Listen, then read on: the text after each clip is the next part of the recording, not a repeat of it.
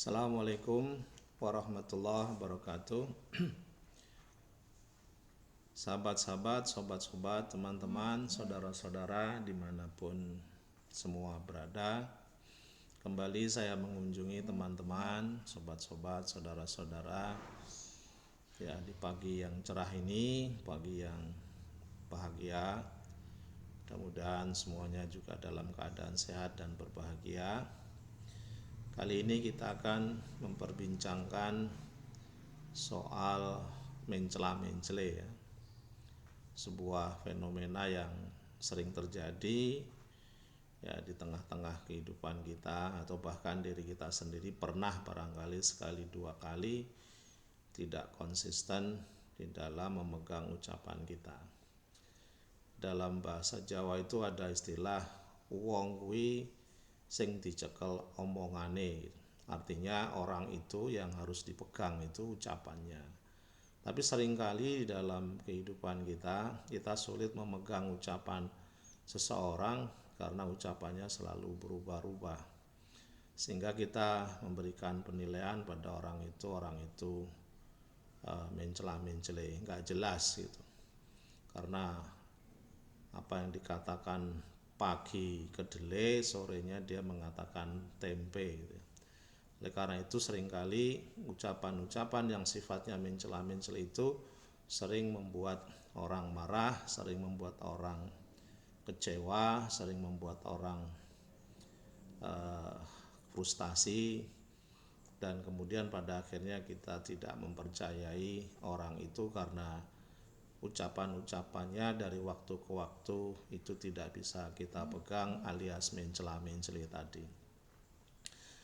Nah, apa yang menyebabkan orang itu mencela-mencela, tidak istiqomah, tidak konsisten, dan barangkali sekali lagi kita sekali dua kali itu juga pernah melakukan ini, karena menjaga konsistensi ucapan itu tidak mudah. Menjaga konsistensi ucapan itu tidak gampang gitu ya. Ada seorang sastrawan ya besar di Indonesia pada waktu itu, sekarang sudah meninggal. Mudah-mudahan dosa-dosanya diampuni gitu ya. Itu pernah mengatakan bahwa yang namanya perjuangan itu adalah perjuangan mewujudkan kata-kata. Artinya perjuangan itu tidak hanya sebatas pada kata-kata, tetapi perjuangan yang sesungguhnya adalah mewujudkan apa yang dia katakan tadi. Nah, dengan begitu maka ucapan itu harus diperjuangkan, ucapan itu harus dipegang, ucapan itu harus diugemi, ucapan itu harus dijaga konsistensinya. Sebab kalau ucapannya tidak diwujudkan, ucapannya tidak dipegang, ucapannya tidak dijaga, maka jadinya orang itu bisa kita lihat sebagai orang yang ngomong doang, dan kita bisa menyebutnya orang itu sebagai orang yang mencela-mencela, tidak konsisten.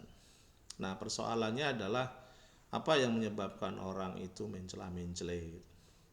Yang pertama, kita cari tahu bahwa kenapa seseorang itu mencela-mencela. Apakah ini faktor manusianya atau faktor di luar manusia? Maksud saya, apakah perilaku orang yang mencela-mencela itu memang karena apa yang menjadi wataknya atau menjadi karakteristiknya yang menggambarkan bagaimana kepribadiannya gitu, yang menggambarkan kualitas orang itu, atau sebenarnya ada sesuatu yang berada di luar dirinya, yakni karena keadaan, karena lingkungan gitu. Misalnya saya ambil contoh gitu ya. Saya ambil contoh, ada seseorang yang mengatakan bahwa dia bahwa dia menjanjikan bahwa dia tidak akan mengambil uang ya, menjanjikan tidak akan mengambil uang yang menjadi jatahnya gitu ya. Dia tidak mengambil uang yang menjadi jatahnya.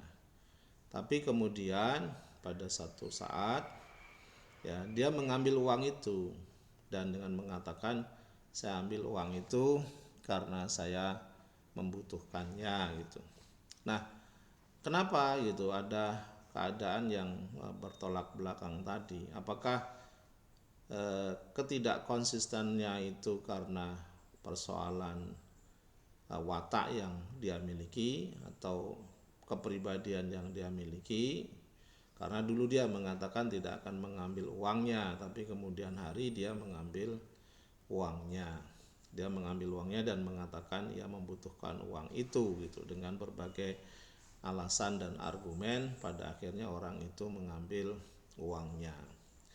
Demikian juga misalnya ada seseorang eh, seorang yang mengatakan bahwa dia tidak akan berambisi menjadi seorang gubernur gitu, tapi pada kenyataannya kemudian dia berambisi menjadi seorang gubernur. Nah, tentu persoalan-persoalan ini menjadi sangat penting ya, sangat penting untuk melihat konsistensi ucapan tadi. Kenapa orang itu mencela-mencela, kenapa orang itu tidak konsisten dengan ucapan-ucapannya. Saya tidak akan ke rumahnya, tapi kemudian ke rumahnya. Saya tidak akan makan gaji, tapi kemudian makan gaji. Saya akan memberantas korupsi karena saya tidak menjadi bagian dari korupsi, ternyata dia menjadi bagian dari korupsi. Nah, ini adalah sebuah kondisi yang tidak konsisten yang terjadi pada banyak keadaan dan banyak situasi. Nah, persoalannya tadi ini karena orangnya atau karena keadaan gitu. Karena seringkali gitu ya, seringkali keadaan itu memaksa orang untuk tidak konsisten.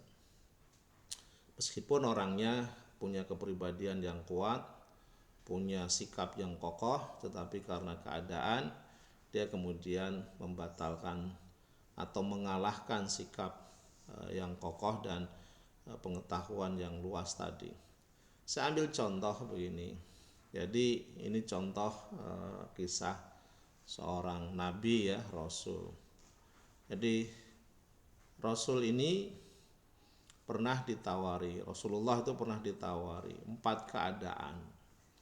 Jadi 4 keadaan yang juga menggambarkan apakah keadaan itu akan mengubah pandangan-pandangan dan prinsip-prinsip serta ucapan-ucapan Rasulullah atau tidak. Jadi ketika itu orang-orang Quraisy menawari 4 hal kepada Nabi, bahwa pertama, apa sih yang dikehendaki oleh Nabi? Ya, apa sih yang dikehendaki oleh Nabi dengan dakwahnya di kota Mekah pada waktu itu. Kalau dia ingin kekayaan, maka orang-orang Quraisy pada waktu itu berkesanggupan untuk mencarikan kekayaan, mengumpulkan kekayaan seluruh ya orang-orang Quraisy ya, dan kemudian diberikan kepada Nabi, tetapi dengan syarat dia menghentikan dakwahnya, tidak lagi berkata-kata ya tentang agama Islam, tidak lagi berkata-kata tentang Tuhan ya yang Maha Esa, Allah Subhanahu wa taala. Kemudian ditawarkan yang kedua, jika ia ingin menjadi pemimpin tertinggi di masyarakat Quraisy, ya mereka sanggup untuk menjadikan Nabi Muhammad sebagai pemimpin yang tertinggi di kalangan masyarakatnya. Kalau menginginkan yang ketiga, kalau menginginkan perempuan, istri ya, yang tercantik, mereka juga akan sediakan dan usahakan untuk diberikan kepada Nabi Muhammad SAW. Nah, hal-hal ini gitu ya. Bahkan yang keempat, kalau Nabi Muhammad itu dibilang sakit gitu ya, karena dakwah dan perjuangannya itu, maka kami sanggup untuk mengobatinya gitu. Mereka sanggup untuk mengobatinya. Nah, ini sebenarnya adalah sebuah keadaan atau situasi di mana keadaan dan situasi ya itu bisa meruntuhkan, melemahkan konsistensi yang dimiliki oleh seseorang gitu. Nah, kenapa, dan itu juga menjadi faktor yang bisa menjelaskan kenapa orang itu tadinya kita pandang apa namanya, konsisten, kita pandang sebagai pejuang gitu, kita pandang sebagai orang yang kritis, kemudian ucapan-ucapannya menjadi berubah, ucapan-ucapannya tidak konsisten lagi dengan apa yang pernah dia ucapkan pada masa lalu. Sebabnya adalah yaitu tadi, keadaan atau situasi yang dihadapi berkaitan dengan bujukan-bujukan yang dialami dan diterimanya, sehingga ucapan-ucapan itu kemudian berubah gitu. Ucapan-ucapan itu kemudian mengalami pergeseran dibandingkan dengan masa lalunya gitu. Nah, perubahan-perubahan semacam ini apakah disebabkan oleh karakter dan keteguhan pendirian orang itu, atau disebabkan oleh keadaan yang dihadapi gitu. Nah, jawabannya Nabi Muhammad misalnya itu tidak pernah mau menerima bujukan-bujukan itu. Berarti Nabi Muhammad bisa kita katakan atau bisa kita lihat mempunyai kegigihan, kekuatan, keteguhan di dalam menghadapi keadaan. Jadi keadaan dikalahkan oleh sikap integritas, keadaan bisa dikalahkan sikap pendirian yang kokoh ya. Idealisme tetap dipertahankan terkait dengan godaan-godaan atas situasi-situasi yang dihadapi. 4 tawaran tadi sebenarnya adalah situasi atau keadaan yang mencoba menjadikan seseorang itu tidak konsisten gitu. Nah, inilah beberapa hal ya, kenapa orang itu tidak konsisten, mencela-mencela di dalam berkomunikasi atau di dalam bersikap ya. Itu karena di situ ada tarik ulur antara integritas yang dimilikinya dengan bujukan-bujukan atau keadaan-keadaan situasi yang dihadapinya gitu. Misalnya kalau Anda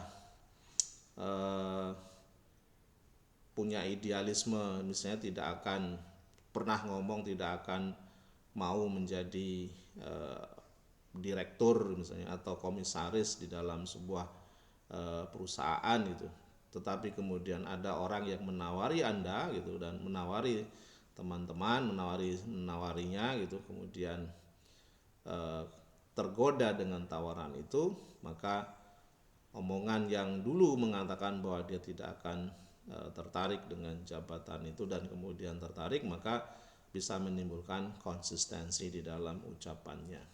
Dengan demikian sebenarnya ada tarik ulur yang nyata antara integritas dan situasi yang dihadapi. Apakah situasi itu bisa membeli integritas atau integritas itu bisa mengatasi situasi yang dihadapi. Nah, tentu saja ada banyak keadaan atau banyak situasi dan faktor yang bisa menjelaskan kenapa komunikasi mencela-mencela itu terjadi. Analisisnya adalah melihat tarik ulur antara integritas dan situasi yang dihadapinya. Apakah situasi yang dihadapinya itu memberi tekanan dan tawaran yang menggiurkan gitu, atau tekanan yang berat sehingga dia tidak mampu menjaga integritas omongannya gitu ya, atau dia tidak mampu menjaga integritas omongannya karena ada tawaran yang menggiurkan sehingga ia berubah, oleh karena itu berdampak pada ucapannya yang mencela-mencela tadi. Nah, untuk menjaga integritas dan keadaan itu kadang-kadang, bahkan bukan kadang-kadang, memang sangat sulit gitu ya.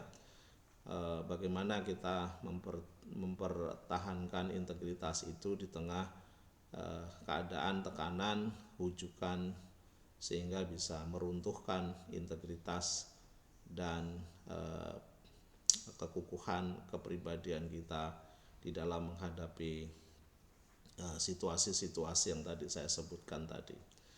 Inilah sekelumit cerita, kisah yang terkait dengan bagaimana komunikasi mencela-mencela itu bisa terjadi gitu ya. Oleh karena itu mari kita jaga integritas komunikasi kita agar tidak mencela-mencela yang kemudian membuat orang frustasi, komunikasi kita mencela-mencele yang membuat orang itu hilang harapan, komunikasi kita mencela-mencele yang membuat orang itu kemudian kita tidak mempercayainya.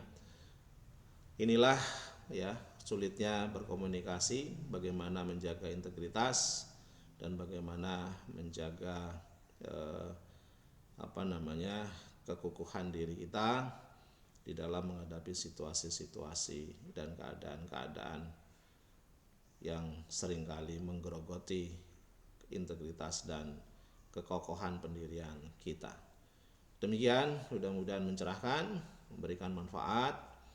Mudah-mudahan dengan penjelasan ini idealitas kita dan integritas kita semakin kokoh dan kita mampu menjaga omongan kita sebagai perkataan yang dikenal sebagai perkataan yang benar dan mempunyai nilai. Terima kasih. Selamat pagi. Assalamualaikum warahmatullahi wabarakatuh.